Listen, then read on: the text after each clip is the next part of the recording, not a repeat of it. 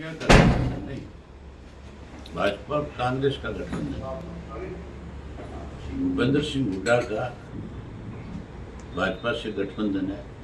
सीधे तौर पे करनाल की जो सीट है जिसके ऊपर मनोहर लाल खट्टर चुनाव लड़ रहे हैं, उनके सामने जो उम्मीदवार उतारा है उससे सीधा सीधा एक संदेश दिया है कि भाई कांग्रेस तो अपनी जमानत भी नहीं बचा पाएंगी और सीधे तौर पे वो भाजपा को मदद करना चाहते हैं। ये हर पत्रकार को पता है, हरियाणा के नागरिक को पता है, एक एक आदमी इस बात से वाकिफ है। आप लोग तो बहुत ज़्यादा वाकिफ हो, क्योंकि आपको तो एक एक एक्टिविटी जो भूपेंद्र सिंह हुड्डा की रही है उसके बारे में जानकारी है।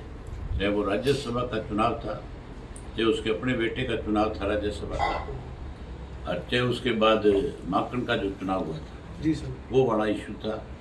और आज तो क्लियर हो चुका है कि किस तरह से बीजेपी की मदद में भूपेंद्र सिंह हुड्डा खुल करके लगाए। नतीजा देखना आप, जब नतीजे आएंगे तो जो भूपेंद्र सिंह हुड्डा ये कह रहा था कि हम 10 की 10 लड़ने में सक्षम है, जीतने में सक्षम है, साफ हो जाएंगे। लेकिन सर आपको इससे पहले जानकारी है सर, कई बार कई मौकों पर भूपेंद्र सिंह हुड्डा प्रेस कॉन्फ्रेंस में या कई जगहों पर इंडियन नेशनल लोगों को भी टीम बताते रहे सर। आप एक चीज देख लो, भूपेंद्र सिंह हुड्डा का एक इंटरव्यू है लंदन जो दिया वो लंदन टॉप पे सर, लंदन टॉप पे, उस इंटरव्यू में एन अच्छी तरह से इस बात को स्वीकार करता है कि सुभाष चंद्रा को चुनाव जिताने में मेरी बहुत बड़ी भूमिका थी।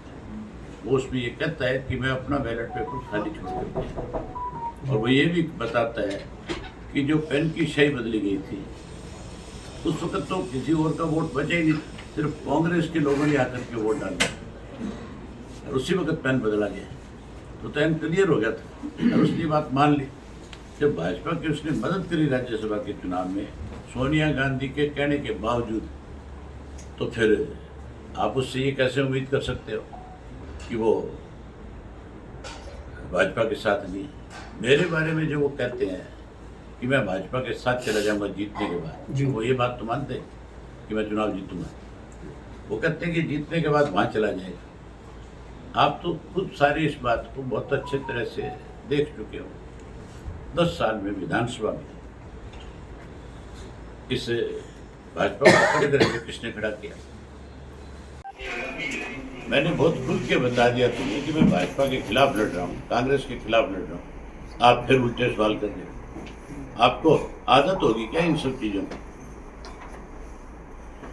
आप पहले बीजेपी वालों से जाके पूछो सही, मेरा और उनका कोई रिश्ता है क्या?